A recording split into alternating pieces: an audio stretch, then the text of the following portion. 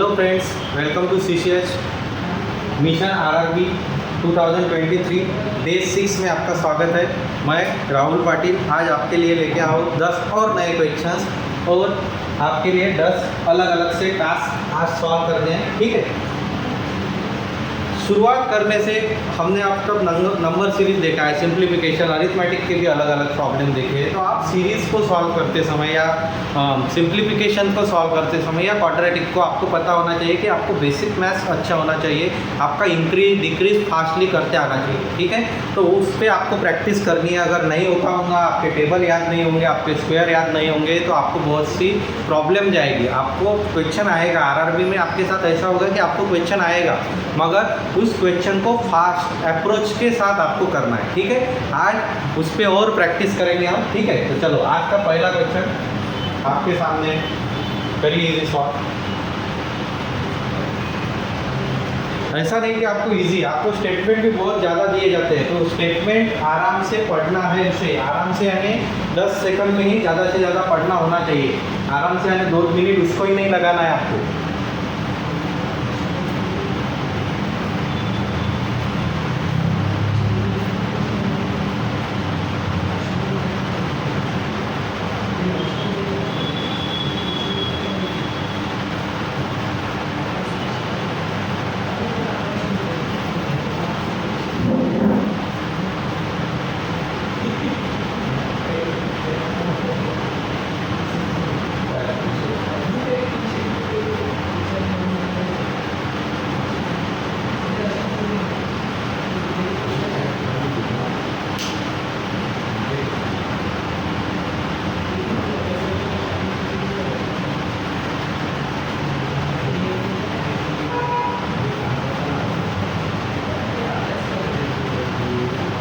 पहला ही प्रॉब्लम आपके सामने आज ट्विस्टेड आया है। ट्विस्टेड यानी मिक्सचर एंड एलिगेशन का प्रॉब्लम आया है। रेशो से ही आराम से सॉल्व कर सकते हैं आराम से।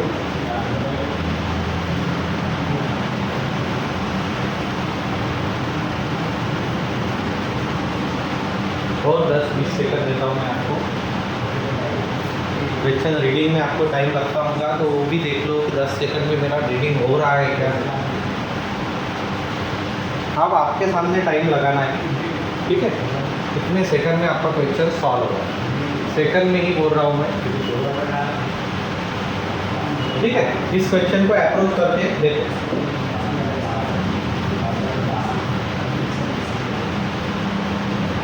अब इस क्वेश्चन में क्या क्या दिया है। अब vessel content 465 litres of only 165 litre दिया है। ठीक है, उसको अभी थोड़ा बाजू में रखो। Containing lime juice and white, कौन कौन दिया है आपको? जूस दिया है और वाइट रम दी है, बराबर है। Mix in the ratio of 20:11 respectively certain quantity. अब आगे क्या कहा है, यहाँ तक तो ठीक है, क्वेश्चन आपको भी पता है।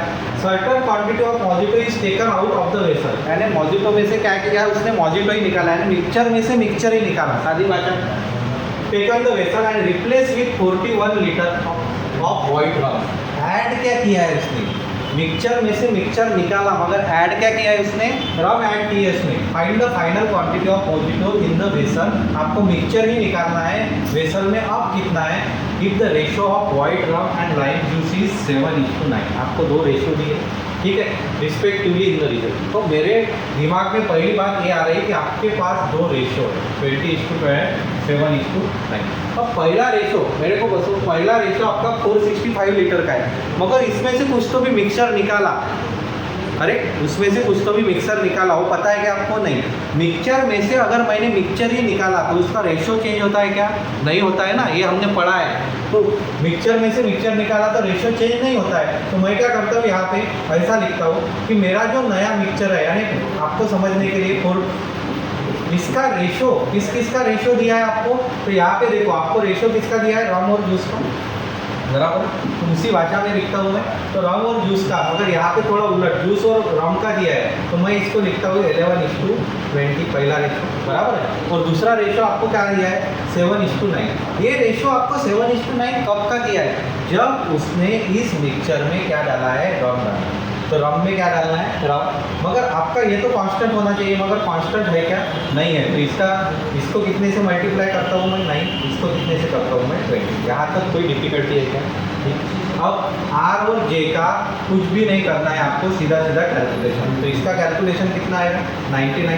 इसका कैलकुलेशन कितना आएगा आपका, 180। ये तो 180 है, तो ये सेम करने के लिए हमने 180 दिया है इसको। इसका कैलकुलेशन कितना आएगा, 140, बराबर। कितना कैलकुलेशन आया मेरा, 140। ये हो गया आपका सेम। अब यहाँ पे कितना इंक्रीज हुआ, कोई बताएगा, यहाँ पे कितना इंक्रीज हुआ, 41। अपना 41 हुआ और उसने भी कितना किया है, 41, यानी एक बराबर 1 यूनिट आ गया आपका। 1 यूनिट के बराबर कितनी क्वांटिटी आ गई मेरी, 1 क्वांटिटी आ गई। तो क्वेश्चन सॉल्व ही हो गया। अब आपको क्या पूछा है, find the final quantity of mojito, यानी मिक्सचर की फाइनल क्वांटिटी पूछी है। तो फाइनल क्वांटिटी कौन सी होंगी आपकी, अब ये रेशो रहे ही नहीं आपके, अब कौन से रेशो रहेंगे, यानी 140 प्लस 180 कर दो, बस। कितना हो गया, 320, और इंटू कितना, 1 यूनिट, तो कितना आएगा आपका 320 लीटर। 320 लीटर, यानी option 3 is your correct answer. समझ में आया कॉन्सेप्ट। देखो क्वेश्चन दिखने में बहुत डिफिकल्ट दिखता था, मिक्सचर निकाला, उसमें क्या डाला, रम डाला, कुछ भी प्रॉब्लम नहीं। मैंने प्रॉब्लम में से 2 रेशो निकाले और उसका आंसर सॉल्व किया। समझ में आया कॉन्सेप्ट, ठीक है। चलो नेक्स्ट प्रॉब्लम।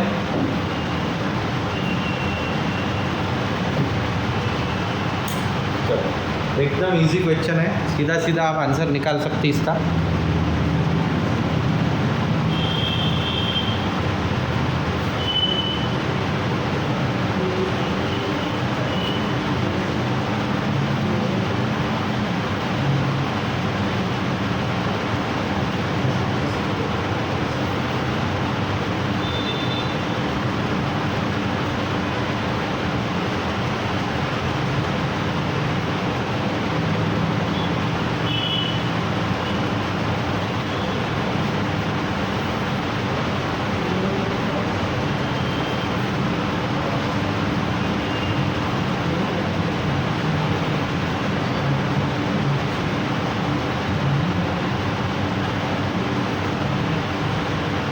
ये तो 10 सेकंड के अंदर ही आपका आंसर आ जाना चाहिए। इस प्रॉब्लम में कुछ भी नहीं था। देखो पहला प्रॉब्लम में थोड़ा लेंथीनेस दिया उसने, तो इस प्रॉब्लम में उसको कवर भी किया है।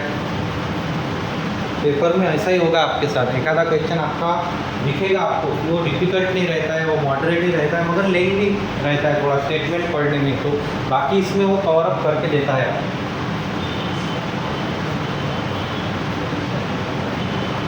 आ गया, देखो 10 सेकंड में कैसे आया। अगर आपके कॉन्सेप्ट क्लियर होंगे तो हर बार आप फॉर्मूला से जाना ही चाहिए, ऐसा कुछ नहीं होता है। देखो नंबर व्हेन डिवाइडेड बाय 899, यानी ये क्या होगा आपका, डिवीजन हो गया। रिमाइंडर कितना बचा आपके पास, 63। अब आपको अगर वो नंबर निकालना है तो मैं क्या करूँगा, क्या बताया था मैंने, डायरेक्ट 899 प्लस क्या करूँगा मैं, 63। तो कितना हो गया 964, यानी मेरा नंबर कितना बना 964। अब 964 को अगर 29 से डिवाइड किया, बराबर है, 964 को 29 से डिवाइड किया तो आपको क्या पूछा है, रिमाइंडर पूछा है। रिमाइंडर कैसा, तो 29 से, तो मैं क्या करता हूँ 30 को 96, 33 जा, बराबर है 90, तो उसमें से 3 निकाल लो 87, यानी 3 से डिविजिबल गया तो कितने बचे 87। 96 में से 87 बचे तो कितने बचे आपके पास 4, आपके पास 94 अपॉन कितना आया 29, फिर से 3 से ही जाएगा तो कितना 87 निकाल, ठीक है। तो कितना आएगा मेरे पास 87, इसमें से निकाल लो तो कितना आएगा, सीधा सीधा मेरा आंसर कितना आना चाहिए। तो आपका आंसर आप डिवीजन करके देखो ना, 29 से 96 को लिया तो कितने से गया 87 और 96 में कितने का डिफरेंस है 9 का 4। अब इसको फिर से 3 से ही जाएगा, करके देखो 87 ही आया, 94 में से 87 गए तो कितना बचा मेरे पास 7। तो आपका आंसर कितना आएगा 5 is your, none of this is your answer. समझ में आया कौन से, ठीक है। चलो नेक्स्ट।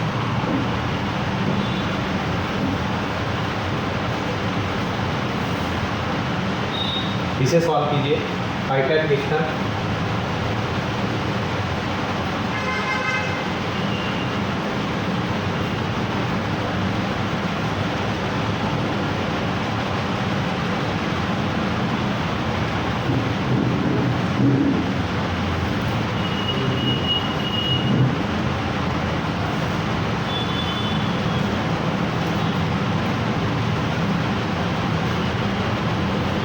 बराबर पढ़ो, उसके बाद आपका आंसर ठीक ही हो जाएगा।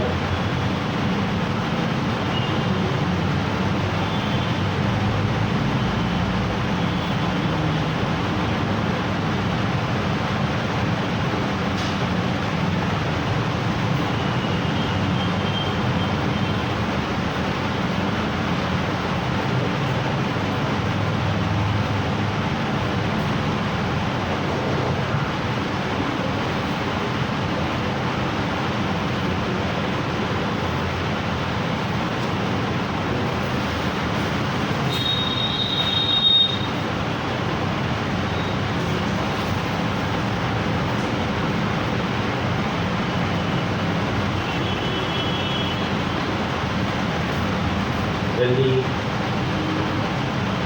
हो गया टाइम अप। अब जाएंगे हम इस क्वेश्चन पे।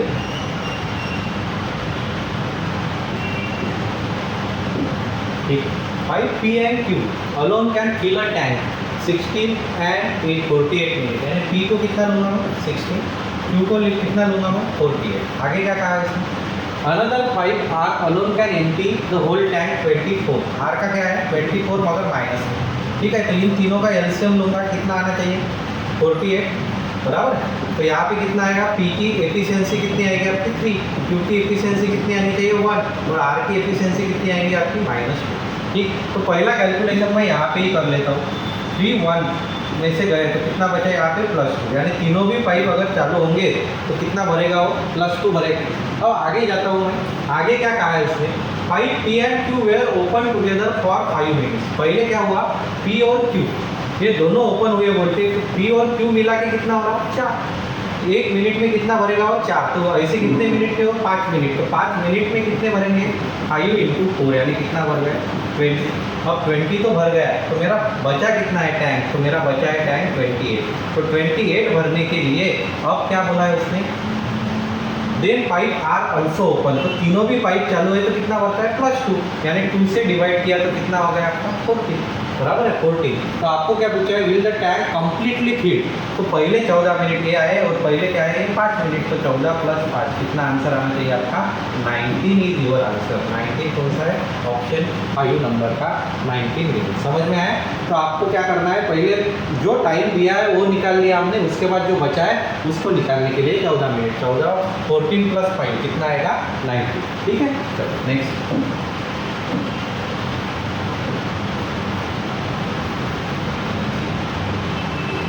Problem number 4।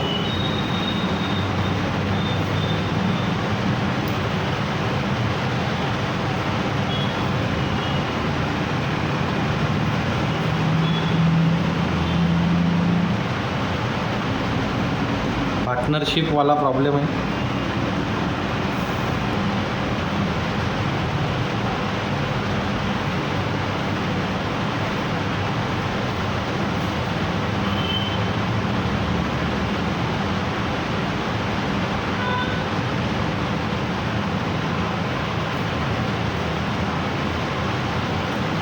प्रॉब्लम को ज़्यादा लिखते मत बैठना, कैलकुलेशन वहाँ पे वहाँ सॉल्व हो जाना चाहिए।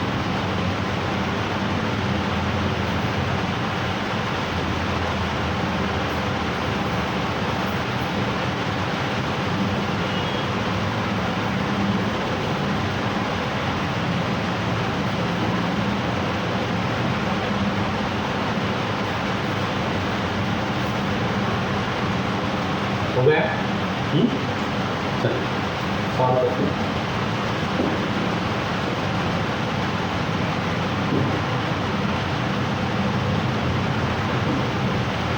Meenu and Neha started a work together with investment of 16002400। दो है। आफ्टर ए ईयर, 1 साल के बाद कौन ज्वाइन हुआ, शिवानी भी ज्वाइन हुई, also join the investment of 2800। तो 3 मेंबर है, यम, उसके बाद यन, उसके बाद क्या है यस। इनकी इन्वेस्टमेंट लिखते हैं। यम की इन्वेस्टमेंट, पहले 2 लड़कियों की इन्वेस्टमेंट कितने साल के लिए 2 साल की, क्योंकि 2 साल के बाद का आपको प्रॉफिट दिया है, बराबर है 8100। तो पहले क्या लिखता हूँ मैं, तो तीनों की भी 0 0 कैंसिल होंगे, 16 × 2।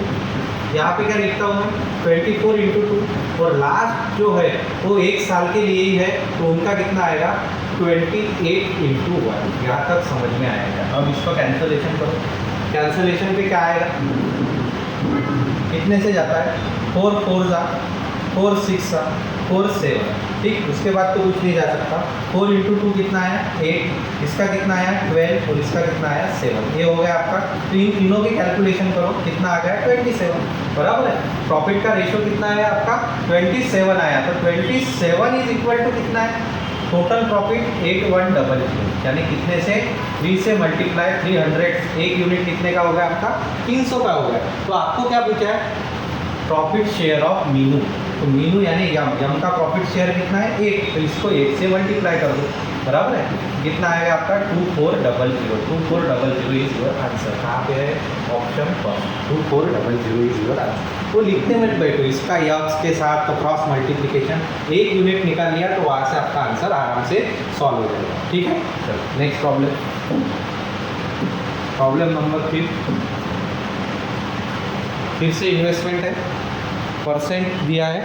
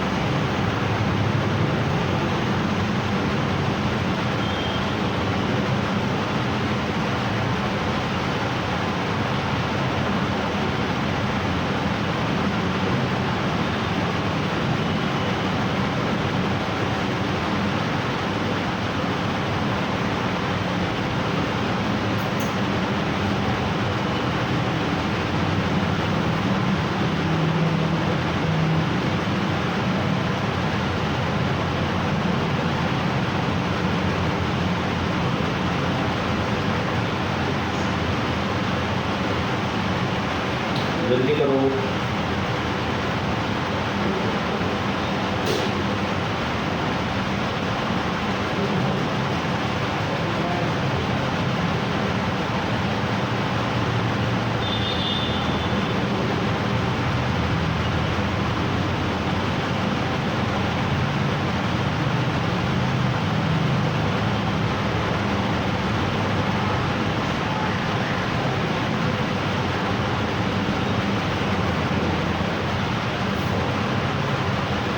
हो गया क्या, जल्दी सॉल्व कीजिए।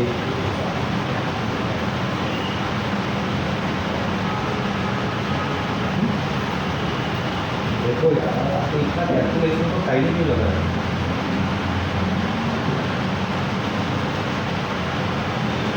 थोड़ा लॉजिकल कैलकुलेशन और ब्रेन में ही कैलकुलेशन हो जानी चाहिए, ठीक है। अब यहाँ पे क्या है, अरुण इन्वेस्टेड ₹4x, यानी इन्वेस्टमेंट कितनी है इसकी 4x। ऑफरिंग 13% एसआई दिया है फॉर 5 ईयर्स, 5 साल का एसआई। अब 13% 5 साल का दिया है, यानी टोटल एसआई कितना पेड करेगा 65%, जो कुछ भी होगा उसका 65%, 4x का 65%। Find the value of x की वैल्यू निकालनी है। इफ द अमाउंट रिसीव्ड, क्या दिया है उसने, अमाउंट रिसीव्ड कितना किया है बोलते उसने 5 साल का, उतना ही दिया है। अब मुझे लॉजिकली बताओ अमाउंट का फॉर्मूला क्या है, प्रिंसिपल प्लस एस है, करेक्ट। उस प्रिंसिपल में आप जब एस आई ऐड करते हो तो उसी अमाउंट कहते हो ना। तो अमाउंट आपको दिया है 6x + 720, प्रिंसिपल आपका 4x है, और एस आई कितना मिला है आपको 65% of 4x, correct, 65% of 4x। अब इसे अगर मैं सॉल्व करता हूँ तो इसकी वैल्यू कितनी आएगी आपकी 260x/100, बराबर है, जीरो के साथ जीरो कैंसर।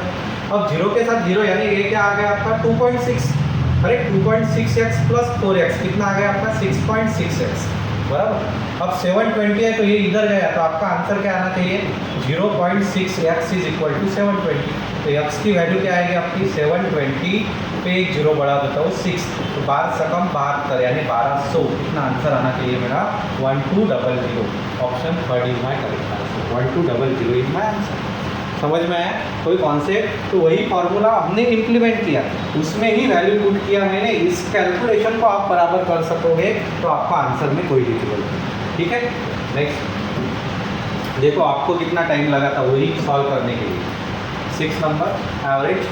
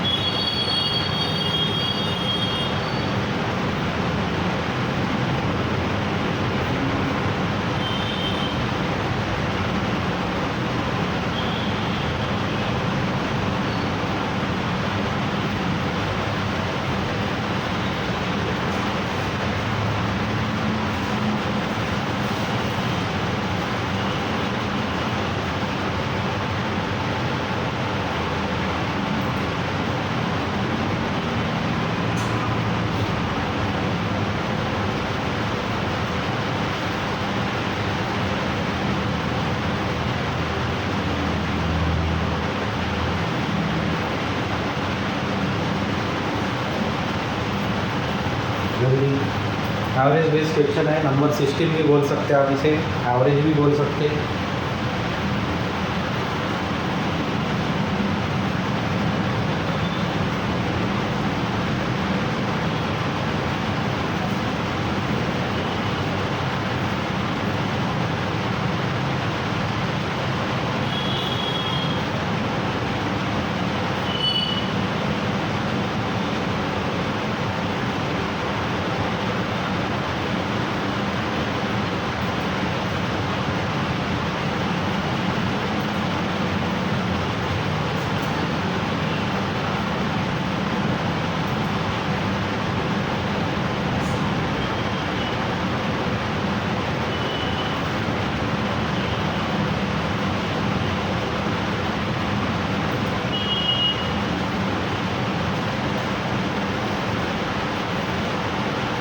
जल्दी, कुछ भी नहीं है इस क्वेश्चन में।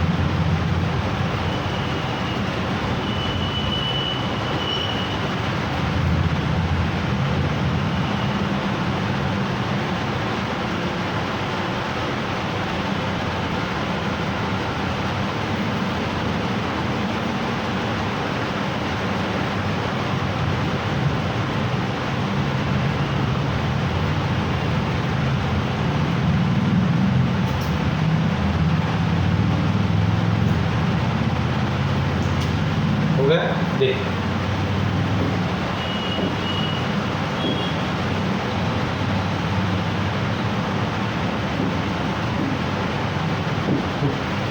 Average of 6 digit number is increase by, 6 digit का average is increase by 3, average कितने से बढ़ा? अच्छा, नंबर कितने आपका 6, एवरेज अगर 6 से बढ़ा तो सम कितने से बढ़ गई होंगे आपको? 6 into 3 बराबर 18 से बढ़ गए, ठीक है। When the digit of one of the numbers are interchanged, वो 6 डिजिट है, वो जो 6 डिजिट है उनमें से एक नंबर क्या हो गया बोलते हैं इंटरचेंज हो गया। फाइंड द ओरिजिनल नंबर, आपको ओरिजिनल नंबर फाइंड करना है। If the sum of the digit of the interchange number करने के बाद उनकी सम कितनी आनी चाहिए बोलते 6 आनी चाहिए। अब आपको ओरिजिनल नंबर पूछे यानी ऑप्शन में मैं डायरेक्ट ऑप्शन से जाता हूँ, ऑप्शन में आपको सभी ओरिजिनल नंबर होंगे। फॉर एग्जाम्पल अगर मैंने 24 ले लिया, अब इसको इंटरचेंज किया तो इसका नंबर क्या बना 42। इन दोनों की सम कितनी बन रही 6, तो पहली ये तो कंडीशन हमने फॉलो कर दी 6 वाली। अब इन दोनों की गैप देखो तो बढ़ना चाहिए ना, नंबर आपका क्या बढ़ना चाहिए, ये नंबर को इंटरचेंज किया तो बढ़ना, तो कितने से बढ़ा 18, और वही आपको चाहिए यानी आपका आंसर कितना आना चाहिए 24, 42 नहीं आएगा। 42 को अगर मैंने इंटरचेंज किया तो 24 हो रहा, इंटरचेंज करने के बाद एवरेज बढ़ना चाहिए बोलते, आपका एवरेज क्या हो रहा है यहाँ पे माइनस हो रहा है 18 से, तो आपका ये नंबर आएगा क्या, नहीं आपका क्या आएगा सीधा सीधा। देखो कुछ भी कैलकुलेशन नहीं किया, सीधा मैं ऑप्शन से गया, समझ में आया? ठीक। Next problem number 7।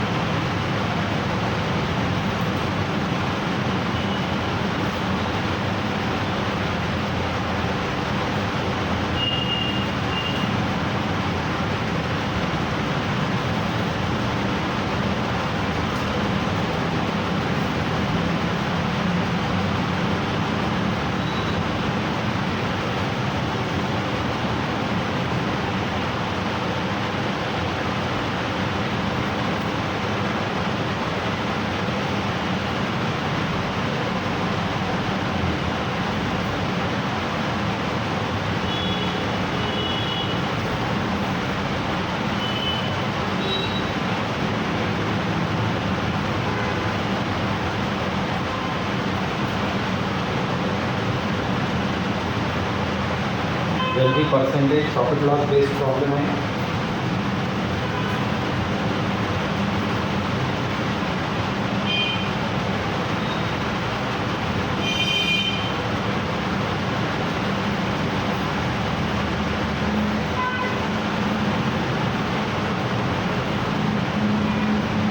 हो गया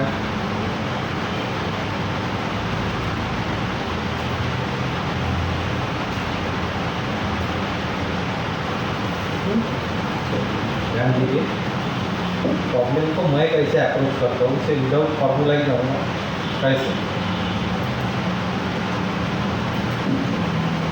क्या कहा है वो, shopkeeper sold an article at a loss of 20%। 20% यानी अगर 100 की चीज़ वो 80 में बेचता हूँ, and he got it for ₹250 less. अब यहाँ तक मैं परसेंटेज में खेल सकता था, मेरी कॉस्ट प्राइस 100 रख सकता था, मगर यहाँ पे क्या प्रॉब्लम हुआ, and he bought it for 250 less, यानी उसने जो जितने में लिए उससे 250 कम करो बोलते, एंड सोल्ड इट एट ₹340, यानी दो वैल्यू आपको दी है, तो मैं 100 और 80 पे नहीं खेलूँगा यहाँ पे। 340 मोर ही वुड हैव गेन 25। अब 25% उसने अगर कॉस्ट प्राइस पहले 100 रखी होंगी तो उस पर नहीं, क्योंकि वो यहाँ पे और खरीद रहा है। ठीक है, कॉस्ट प्राइस किसे कहते हैं, मेरे जेब में से पैसा गया उसे मैं क्या कहूँगा कॉस्ट प्राइस, तो उसमें से उसने 250 और लेस गया ना, ठीक है, तो उसके 25%। तो इस प्रॉब्लम को मैं क्या पूछा है आपको, कॉस्ट प्राइस पूछा है, तो डायरेक्ट मैं ऑप्शन से जाऊँगा।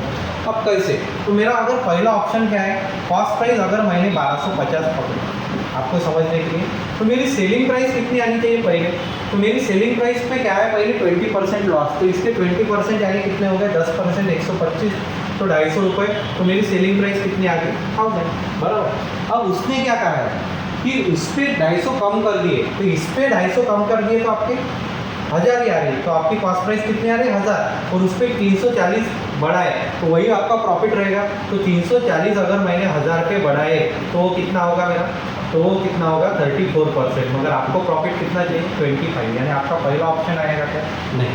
अब मैं जाता हूँ सेकंड ऑप्शन कितना है 1350। अगर मैंने कॉस्ट प्राइस मेरी 1350 ली तो मेरी सेलिंग प्राइस कितनी आएगी, तो इसमें से कितने कम करूँगा मैं 270, 270 कम करूँगा। और बड़ा कितना रहा है वो 340, यानी इनकी गैप देख लो कितने की गैप आई मेरी 70, बराबर है। कितने की गैप आई मेरी 70 की। तो 70 भी आपका 25%, 1350 पे 70 काउंट करो तो 1350 में 70 कितना आएगा आपका, आएगा क्या, नहीं।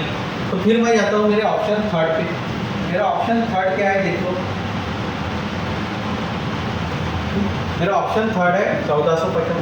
1450 के कितने आएंगे 290, बराबर है। 290 में 340 बढ़ाया तो कितना आ रहा है आपका, कितने का डिफरेंस आ रहा है मेरा 60 का, बराबर। सीधा सीधा मेरा डिफरेंस कितने का आ रहा है 50 का डिफरेंस आएगा। अब 50 का डिफरेंस यानी 20 मेरे 25% होते हैं क्या, ठीक है। तो आप थोड़ा लॉजिकल जाओ ना, ये आपको समझ में नहीं आता होगा तो मैं थोड़ा लॉजिकल। 1450 आपकी कॉस्ट प्राइस है, आपकी सेलिंग प्राइस पहली सेलिंग प्राइस कितनी होगी आपकी, तो पहली सेलिंग प्राइस होगी आपकी 290, इसमें से निकालो कितने 1450 में से कितने निकालेंगे हम 290। तो यहाँ पे कितना बचा आपका 6, एक कैरी तो कितना बचा 1160, बराबर है। अब आपके वो 250 निकाल रहा है बोलते, तो 250 निकाल लिया तो कितने में गिर रहा है उसको 1200 में। अब इस कॉस्ट प्राइस पे खेलना है आपको 1200 में, इसने कितने बढ़ाए इसमें से 360 रुपये ओरिजिनल में से कितने बढ़ाए बोलते हैं 340, तो इसमें ऐड कर दो 0, 0, 1, 11, 30, 40, 50, तो कितने बढ़ाए मैंने 300 बढ़ाए किस पे 1200 पे, तो ये कितना वैल्यू आ रहा है आपका 25%। तब यानी कौन सा आंसर आएगा आपका, तो आपका सेकंड भी आएगा क्या, नहीं। कैसे कैंसिल किया तो मैं फिर से बताता हूँ इसको कैसे कैंसिल किया, ये तो आपको समझ में आया। 1350 में मैंने क्या दिखा कि इसके 20% कितने होते हैं 270, यानी 270 इसमें से निकाल लिए तो आपकी वैल्यू कितनी आ रही है, फिर से देखो 270 मैंने निकाल लिए तो मेरी 15 में से 7 गए 8 बचे, तो कितने बच रहे मेरे 1180। अब 1180 में निकालने थे तो मेरे को कितने बढ़ाए मैंने, तो 340 बढ़ाए किस पे, तो ये उसके 25% आएंगे क्या, नहीं आएंगे, सीधी बात है। तो आपका आंसर कितना आएगा, समझ में आया। आप वो यक्स लेके फॉर्म मत कीजिए, उसमें बहुत टाइम चला जाएगा, ठीक। प्रॉब्लम को देख के आपको समझ में आना चाहिए कि लॉजिकल कैसे जाना। चलो प्रॉब्लम नंबर 8,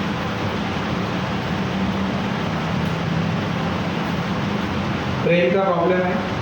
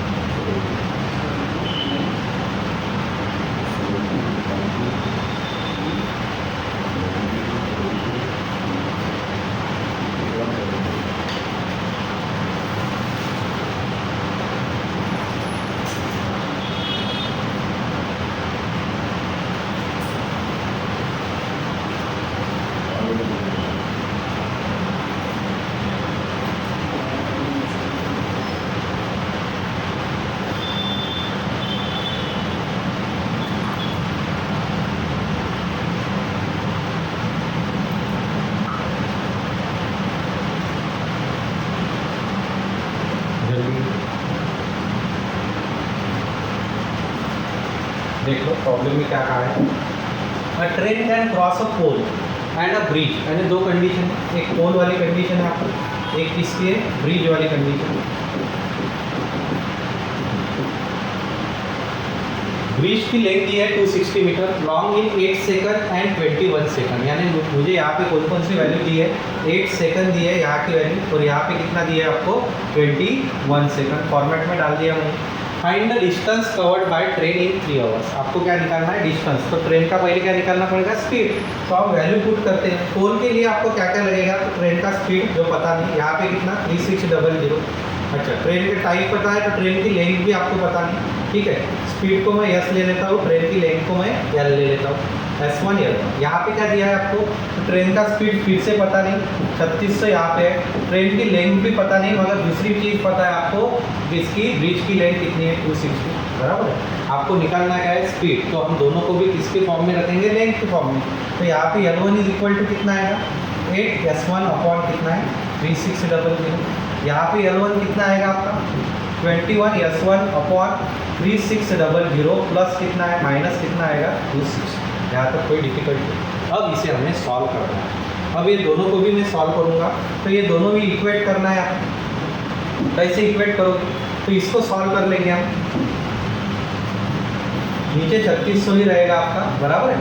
ऊपर क्या आएगा 21 S1 माइनस इन दोनों का मल्टीप्लिकेशन, करेक्ट, कितना, इन दोनों का मल्टीप्लिकेशन। तो 36 इंटू 26 करता हूँ, 6 6 36 3 18 प्लस 12 कितना आएगा 30, तो 3 बचे कितना आया 936। ठीक, अब कैलकुलेशन थोड़ा डायरेक्ट करता हूँ, इसके साथ ये कैंसिल हो गया आपका, बराबर है। इसको अगर मैंने इधर लिया तो 21 में से 8 गया, तो कितना बचा आपके पास 30, ठीक है। 30 S1 इज इक्वल टू कितना है 936, तो S1 की वैल्यू कितनी आएगी 72, कितना आना चाहिए आपका S1 की वैल्यू 72 मेरी S1 की वैल्यू आई, बराबर है। तो मेरा स्पीड 72 आया, तो आपको क्या पूछा है distance is equal to speed into time, तो 72 इंटू 3 तो कितना आएगा 216 किलोमीटर। कितना आंसर आना चाहिए मेरा 216 किलोमीटर है क्या, तो option e none of this 5, 216 kilometre is my correct answer. समझ में आया कॉन्सेप्ट, इसको यहाँ पे ही सॉल्व कीजिए, उसको सेपरेट लिख के उसका टाइम पास मत कीजिए, सीधा सीधा उसे सॉल्व, ठीक। नेक्स्ट प्रॉब्लम नंबर 9, रेशो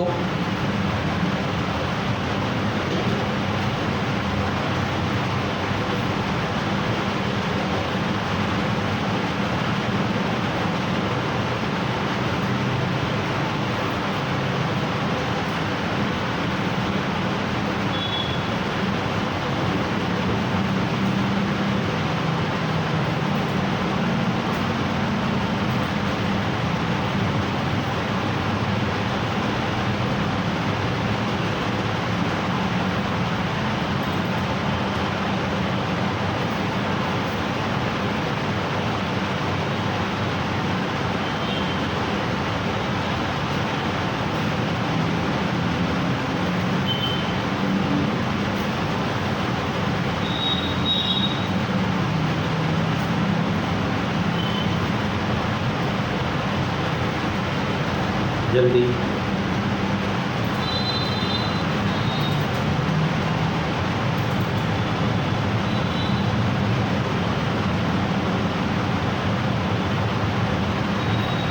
हो गया, देखो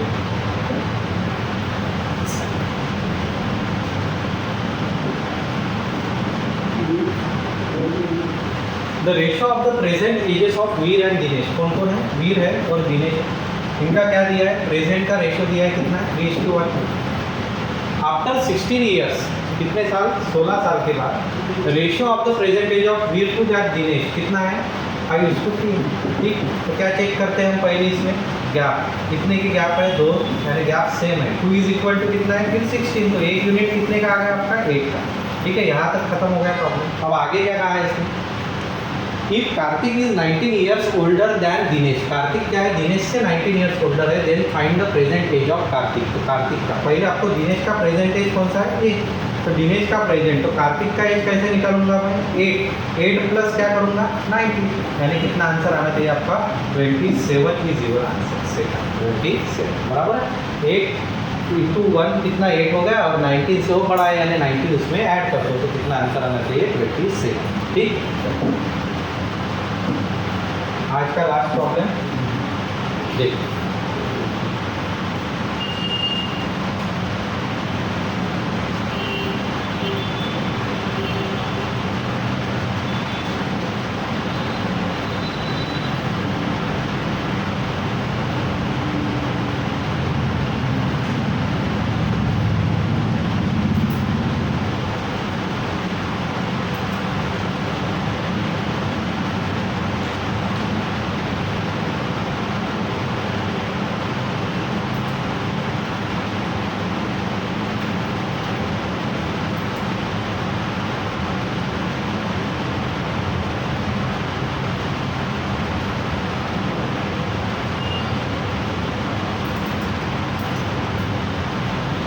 जल्दी एकदम इजी क्वेश्चन है।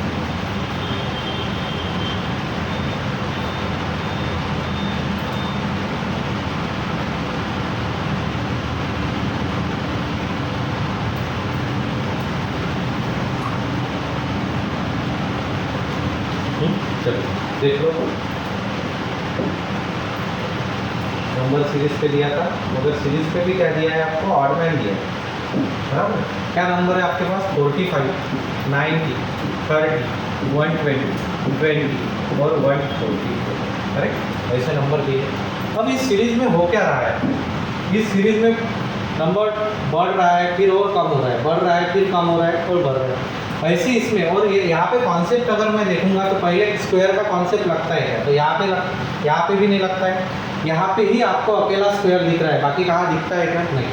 तो इसको कैसे करोगे, तो गैप अगर मैं चेक करता हूँ तो बढ़ रहा है कम हो रही है, मगर मेरे को थोड़ा लॉजिकल यहाँ पे देखा तो यहाँ पे मेरे को दिख रहा है कि यहाँ डिवाइड बाय कितने से किया मैंने, ठीक, बराबर, डिवाइड बाय कितने से किया मैंने, 3 से। यहाँ पे क्या किया मैंने, मल्टीप्लाई किया 4 से, यानी 3, 4 की सीरीज है मगर डिवीजन मल्टीप्लिकेशन दिख रहा है। तो पहले मैं यहाँ पे भी चेक करता हूँ, तो 45 की क्या है, डबल, यानी देखो 2 से मल्टीप्लाई, 3 से डिवाइड, 4 से मल्टीप्लाई, तो यहाँ पे क्या आना चाहिए, 5 से डिवाइड।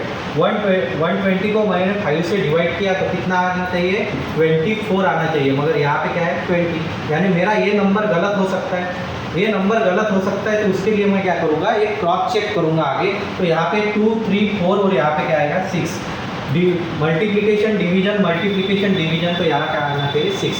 तो 24 इंटू 6 किया तो मेरा आंसर बराबर 144 आता, यानी मेरा जो रॉन्ग नंबर है वो रॉन्ग नंबर क्या है 20, तो मेरा आंसर क्या आना चाहिए, ऑप्शन फर्स्ट 20। समझ में आया। तो ऐसे ही आपको सॉल्व करते हैं, एक ही सीरीज का मिला था मगर वो सीरीज में ऑड मैन आउट बच्चों को सबसे टफ जाता है, तो उसे उसी लिंक के साथ कनेक्ट करना है, उसके पीछे वाला और उसके आगे वाले का सीक्वेंस चेक करना, वो आपका करेक्ट आना चाहिए। समझ में आया, ठीक है, कोई डिफिकल्टी यहाँ पर, ठीक। आज हमने फिर से 10 बेहतरीन क्वेश्चन देखे हैं, उसको आपके सॉल्व भी किया है। जैसे कि मैंने कहा था, बैंक की आपकी नई रिक्रूटमेंट आ चुकी है, तो बैंक पीओ और एएफओ के लिए और एसएससी के लिए नए बैचेस ज्वाइन हो चुके हैं। मॉर्निंग की बैचेस है, मॉर्निंग ही करना है आपको, ऑफलाइन ऑनलाइन कुछ भी करना है तो आपको वो दिया गया, ठीक है, समझ में आया। चलो आगे और 10 क्वेश्चन के साथ हमारा रोज़ का सेशन ऐसे ही स्टार्ट रहेगा, और ऐसे ही आपको सॉल्व करना है। आपका टाइम आपको देख के, आपको वॉच लगानी है, उसके साथ टाइम देखना है कि कितने सेकंड में आपका आंसर आता है, ठीक है। अगले इसमें इम्प्रूवमेंट होनी ही चाहिए। आप आपके फीडबैक दे सकते हो कि कुछ प्रॉब्लम्स होंगे, कुछ में कुछ डिफ़िकल्टी आती होंगी, कोई चैप्टर आपको चाहिए होगा, तो वैसे भी हम उसे प्लान करेंगे, ठीक है। चलो अब आगे नेक्स्ट लेक्चर में देखते हैं।